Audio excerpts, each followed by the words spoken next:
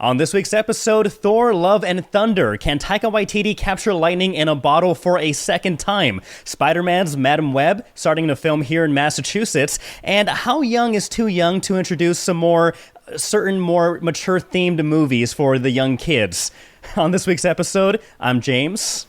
I'm Jamie. Let's scare those kids.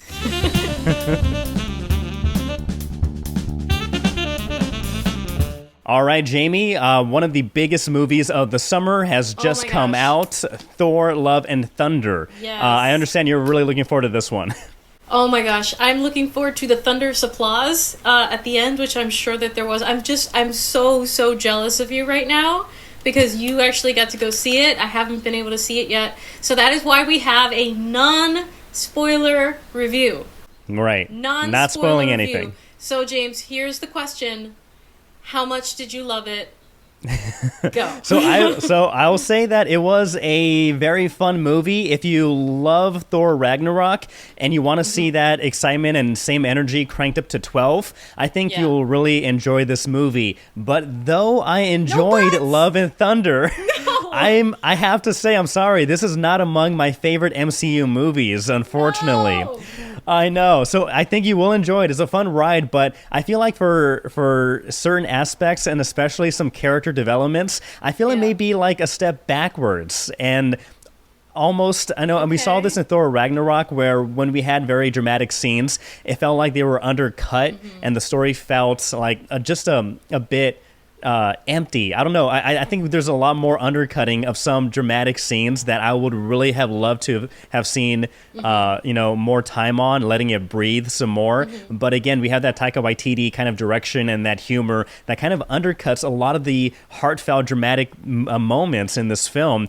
And I felt like the stakes were never really high in this film. I think I will say this, Christian Bale, he is excellent as Gore the God Butcher, but unfortunately, I think he was... so many butts in here. I think he was severely underutilized. I think the best scenes in the movie have him in it, but there's so much more butchering that I want to see of Gore and of Christian Bale. I will say Natalie Portman, I think she does a great job as the mighty Thor, the female Thor, and her character, Jane Foster, has a lot more things to do in this film, a lot more character growth, so that was really good. I will say, though, for Chris Hemsworth as Thor, he's great, he's charismatic, but again, I feel like there's a bit of a regression with his character, and we saw this a bit, and I think it was a fine balance in Thor Ragnarok, where you have a very sincere and earnest Thor, but also very goofy and a lighter Thor. This one, I feel like they really dumbed down his character so much so, and I think you can, you can say maybe it's because Jane Foster is back and he's in this mindset of love and that's knocking his brain here and there everywhere. But I feel like that there was so much more comedy that didn't in particular land. I feel like this movie, its themes were all over the place, like the feeling of it, of going from comedy with Thor and his gang, going to Gore the Butcherer being so menacing and so scary. I think there's so much, you're being whiplashed from this point to another place, and that's throughout the film. Again, I think if you loved Thor Ragnarok and that humor and the colors and the style of that, I think you are going to enjoy Love and Thunder. I think for me, though, I thought it was played up over the top throughout much of this film. And so, though I did enjoy the ride, I did enjoy watching the movie, there were things about the characters and about the story plot itself that I just didn't fall in love with. For myself in particular. That's you're allowed to have your wrong opinions. It's okay. No, I'm kidding. No, maybe I am wrong. No. I don't think you're wrong. You're allowed to feel, the way that you feel about the movie. And I do. I really love that Taika Waititi, colorful, kind of loopy style where it's not exactly serious, but, you're getting there in a very unique way. You're getting to see these characters in a different light. And I thought that, with Thor Ragnarok, he really revitalized that character. Yes. I felt like Thor was really two-dimensional before then. And now he's got, some personality to him and some depth and some realism. And, you identify with him more. So I'm hoping to see that in this next one. I guess my question for you is the chemistry between the characters too. Okay, so we've got that Taika style, which the people love, but the chemistry between these characters. What I never really liked the chemistry between Thor and the girlfriend Natalie Portman and Jane Foster, and Jane Foster. I never felt like that was like very realistic. I just felt like it was very forced and you could tell like they were acting. Do you feel like at least that chemistry was a little bit better as well?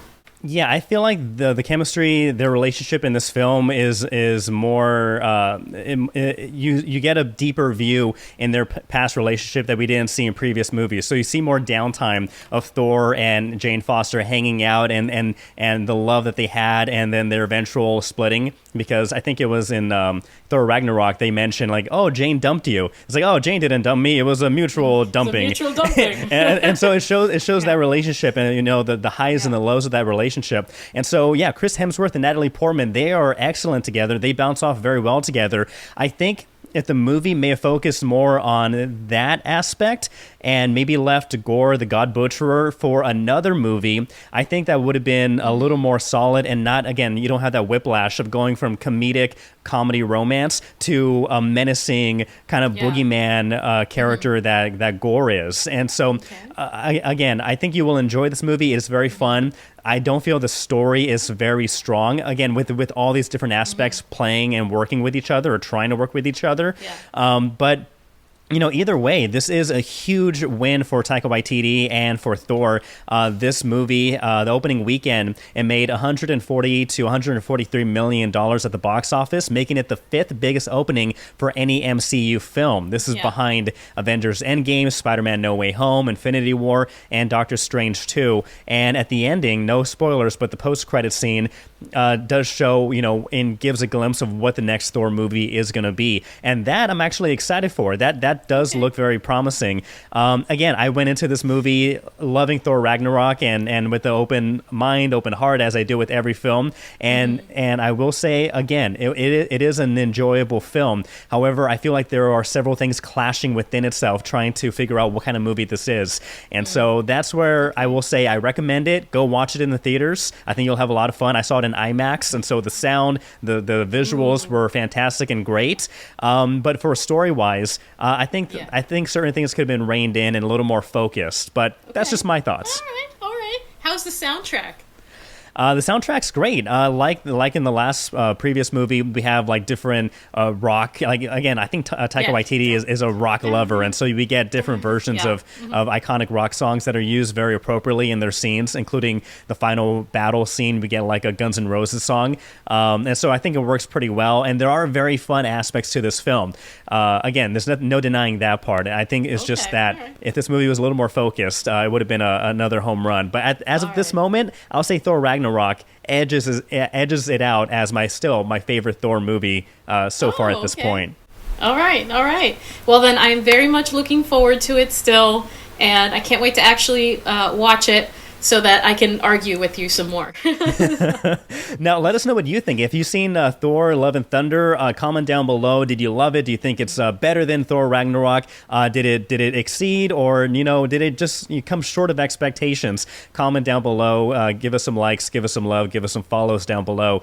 And I will say this again: Christian Bale, very menacing villain that I think at certain points could be a little too scary for kids. And so I think that's a great transition into our next topic of when is the right time to introduce more mature themed movies to kids.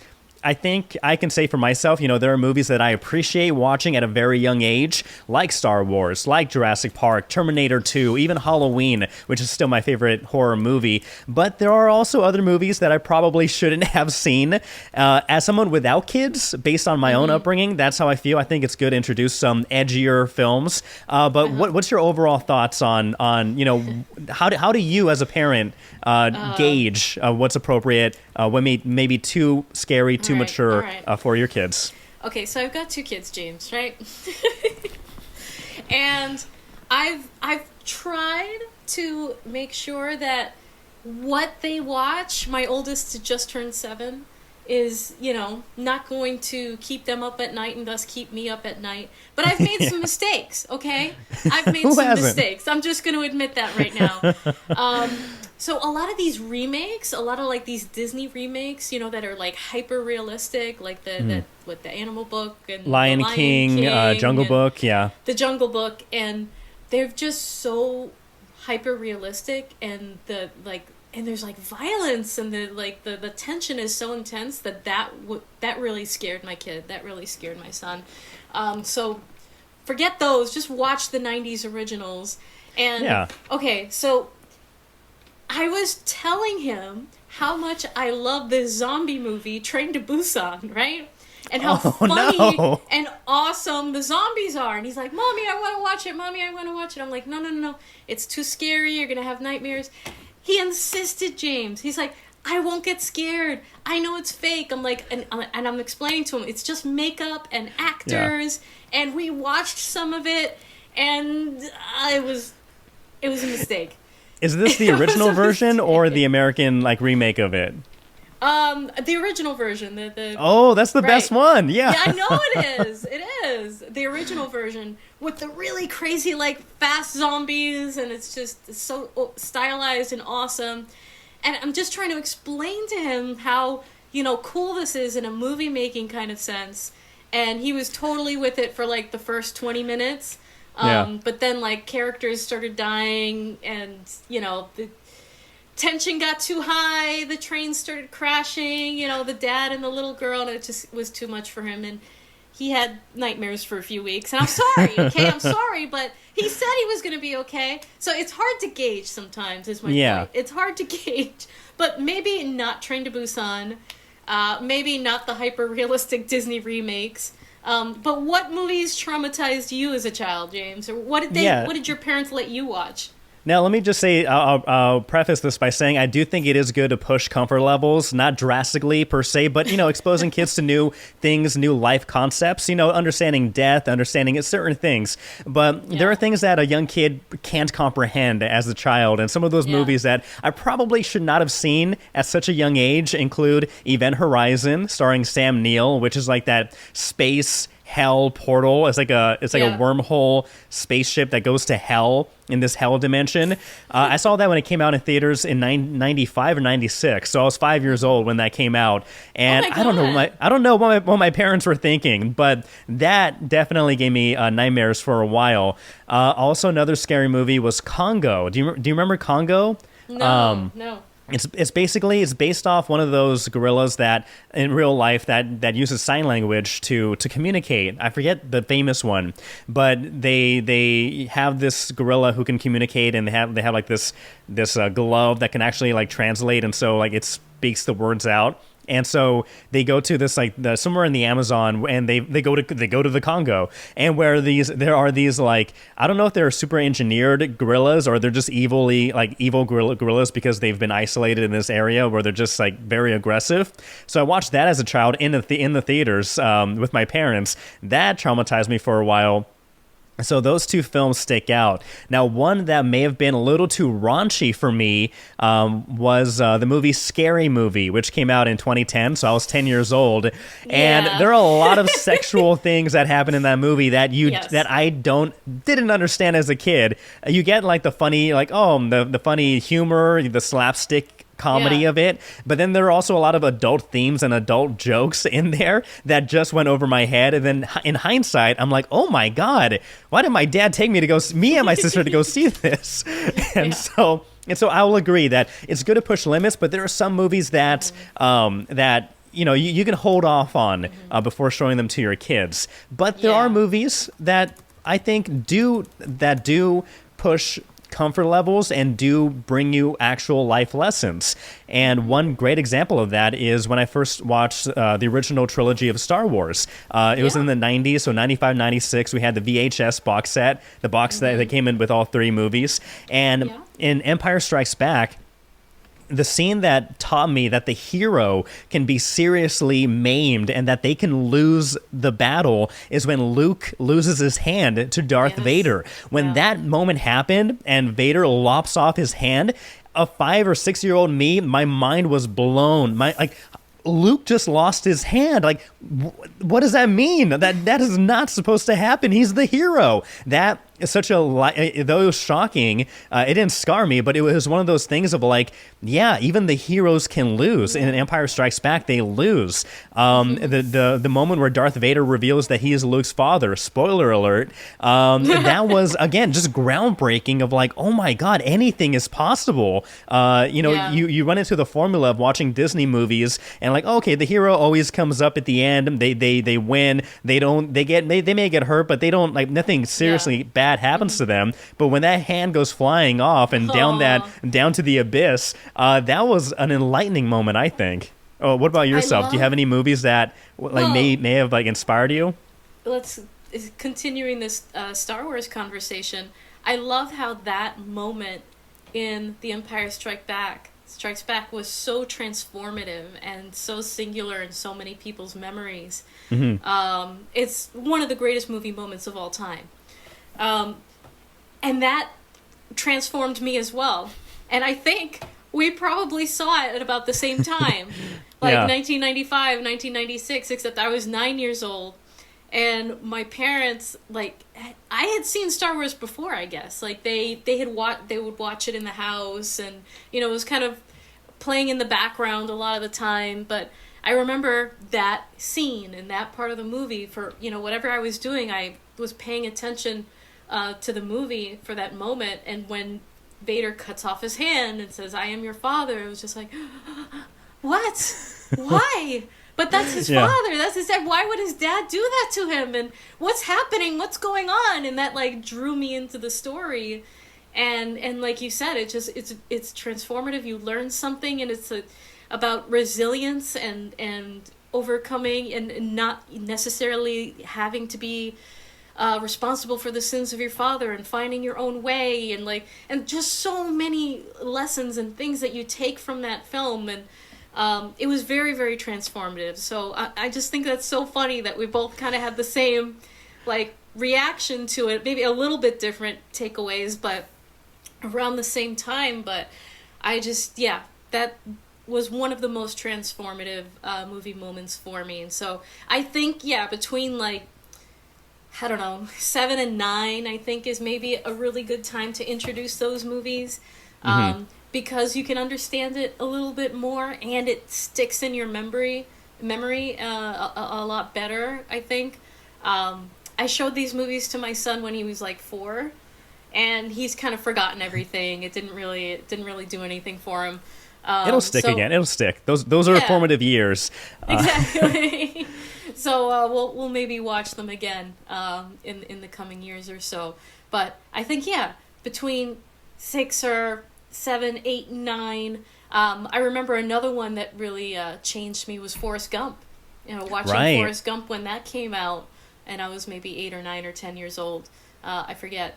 But watching the movie and seeing this incredible character, not letting his limits limit him. Like, everybody else wanted to limit him. Everyone else only saw what he couldn't do.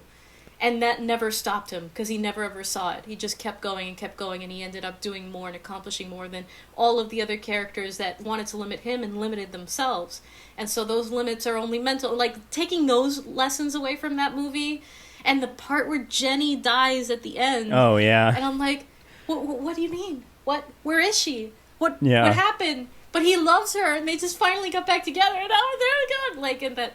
just having those moments that really impact you and that really, take an emotional hit and transport you to this place. And that's very special. That's a very special thing, and I think you can't really replace that.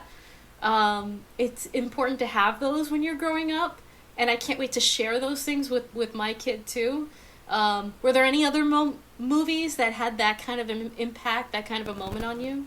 Oh, yeah. Just to add on to the Forrest Gump, the amazing scenes, that's one of my favorite movies ever. And when Forrest Gump is one of those movies where I could be doing anything, and if it pops on TV, no matter what part of the film it's currently at, I'll stop and watch it because I love Forrest Gump. And so those moments you grow up, and like my wife and I recently watched it, and we're both quoting the movie. Like every line is like so quotable, and so that played a big role in my life, including the parts where Bubba dies and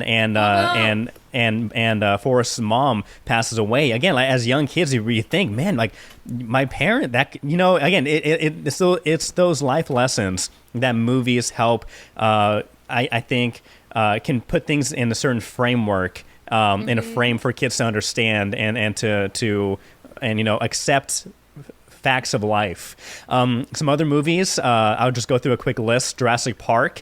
The special effects in that movie were so realistic. It sucks you into the movie, and those are that's one of the prime movies of my childhood that made me believe like anything is possible. Like any movie is possible. These effects are incredible.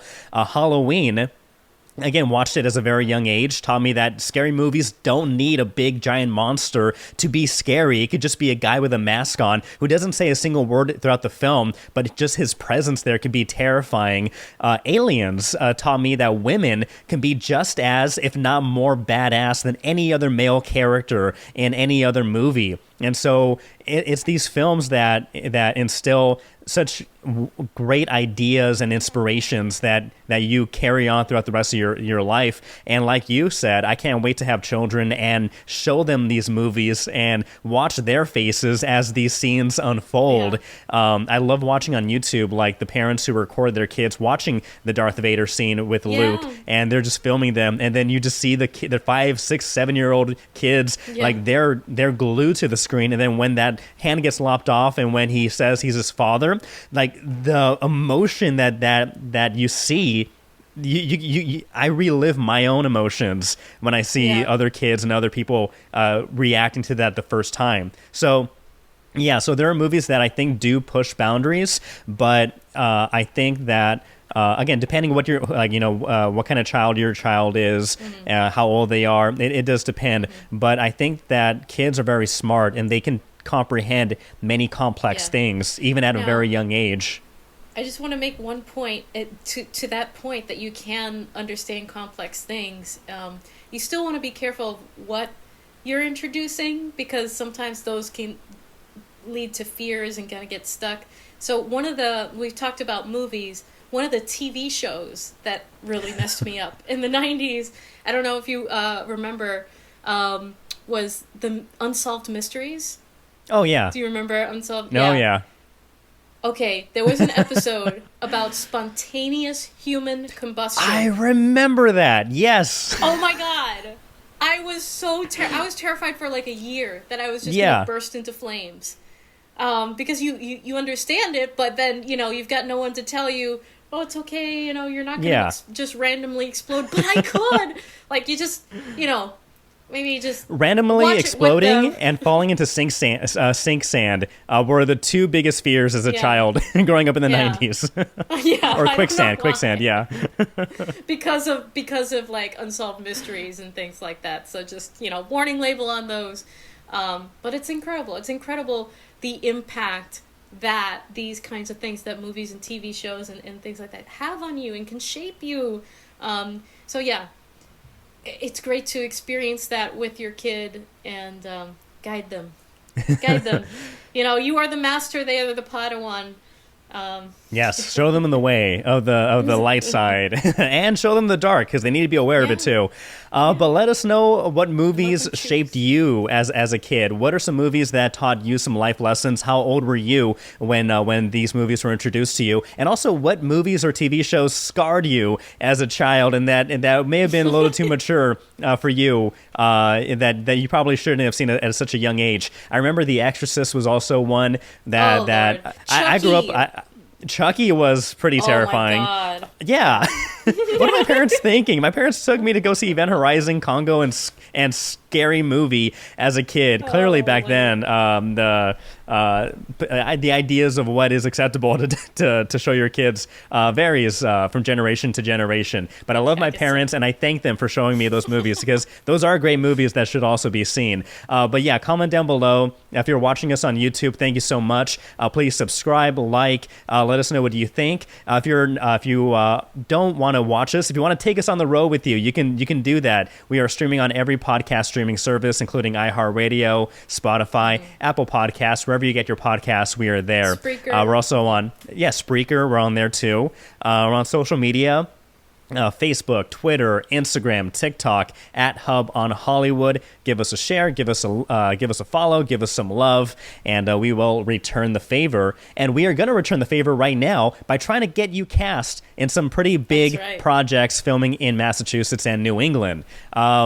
Jamie, Spider-Man. Yeah. What's the word? So we've got the latest installment of the Spiderverse from Sony, the Sony Spiderverse, that is going to start filming this coming week. Madam Web, Dakota Johnson, is starting to film in and around Boston this coming week of July 11th. They're going to be here through September. It's Kendall Cooper Casting that is doing the background work on that. So if you want to be in this movie, it's codenamed Claire. By the way, you're going to want to go to KendallCooperCasting.com and sign up to be a background actor in that, so that you can be a part of the multiverse and the Marvelverse and the Sonyverse and all the frickin' verses. And one of Did the you places. Hear? Yeah. Oh, go ahead. Did you hear? Now, this is just a rumor, but this may be a Andrew Garfield Spider-Man verse. Ooh. Did you hear any rumors about that? No, I have not, but that would be amazing. That would be incredible. Where did you hear that? Just on the internet, so it has to be true. Andrew is the only Spider-Man to not have a part 3, so that would be a great thing and show of appreciation for like a little older, not as old as Tobey Maguire, but a little older Andrew Garfield, Peter Parker, and especially after all the love that he received in the latest Spider-Man film, No Way Home, where he of course joined Tom Holland and Tobey Maguire. I'm all for bringing back Andrew because I think he's a great Spider-Man. His concept design, great work. It's just the stories, unfortunately, and Sony, pulling the strings behind the scenes that just didn't work. But he was fantastic. So fingers crossed for a resurgence of Andrew Garfield. And his performance in the latest Spider-Man movie and his redemption, catching MJ, in the final battle scene. I think it stole the show. It absolutely stole the movie. I think every scene that he was in, he stole it. So I would absolutely love to see more Andrew Garfield. But, besides the Spider-Verse, we've got more castings for you, James. What else do we got? So Bridgerton has this new immersive show called The Queen's Ball, a Bridgerton Experience. And so this is for, now this is a live event, do you know, right, it's a Jamie? live theater. It's a live theater experience. So if watching Bridgerton on your couch is not enough and you need to be surrounded by all the ball gowns and everything that is the Bridgerton experience, this is what they're putting together and that they're casting for. So they want you in these dresses. They're looking for some cool dancers who can dance in some of these tight big robes skirts. and dresses. So they're looking for a female dancer and actor, 25 to 45 years old, who's around 5'5", 5'8", any ethnicity, who has strong skills in voguing, contemporary hip hop, jazz, funk, dance. They're also looking for another female dancer who's 21 to 29, around 5'5", 5'8", any ethnicity. Strong skills in classical, contemporary, jazz, and ballet. They're also looking for a male dancer and actor who's 21, 29 in that age range, 5'8" to 6 feet tall, any ethnicity, strong skills again in classical, contemporary, jazz, ballet, and they're also looking for another male actor, a mover, who's 21 to 35, 5'8" to 6 feet, any ethnicity, with an excellent British accent that is required. So This is available for those who are part of the union and not part of the union, so SAG-AFTRA. This is an immersive theatrical rehearsal and show that runs from August 9th through about October 30th, and all the roles, they will be improvising and interacting with the audience. So if you meet any of these descriptions, submit your name, headshot, photo, resume, bio, any relevant reels that you have, if you have them, and your contact information. Send that to Bridgerton Experience BOS, like Boston, Bridgerton Experience BOS at gmail.com.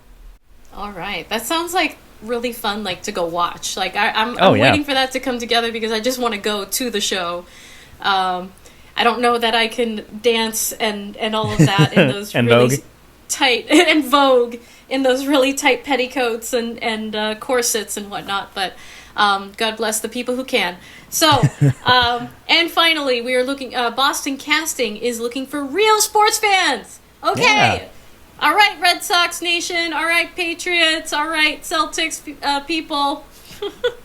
Come on, There's people. lots of real, true, die-hard sports fans in this area in Boston, New England.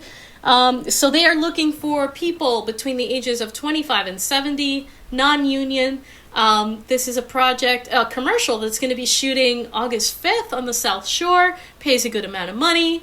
You're going to want to show off your best sports fanaticism, your gallery, Your enthusiasm, your rah-rah, your collectibles and everything. Go sports team, score a goal unit, go all points, that stuff. You're going to want to send a picture of you in your favorite sports gear. Send your bio, your contact information to Boston Casting Sports Fans, both plural, at gmail.com. And in the subject, you're going to want to write sports fan and your name. All right, perfect. And again, if you may not match all these descriptions, or you may not be up to or available for trying out for these roles, and you know somebody, a family member, a friend, send them a link to this episode. Get them on the screen, get them on the dance floor, get them involved, because we need to spread the love, spread the word that all these amazing roles and opportunities are happening right here in Massachusetts, right in your own backyard. So you can't miss this opportunity. Now, right. Speaking about things that we can't miss, there is something that I think all of America has seen, except for you most recently. You've just seen Top Gun Everyone Maverick. In America, Yeah, Jamie. you're the only one Yes. missing out until now. So Until what are your now, overall so- until now? What are your thoughts? What do you think? So yeah, I finally got to see Top Gun Maverick, and it's everything that they said it would be. It's just this gorgeous, dramatic summer blockbuster with incredible visuals. You've got the cameras in the jet fighters and the state-of-the-art technology that brings you right into the cockpit with these amazing shots. It was a solid plot. I thought it was actually I thought it was better than the original plot-wise, Oh, I think so too. story-wise, character-wise.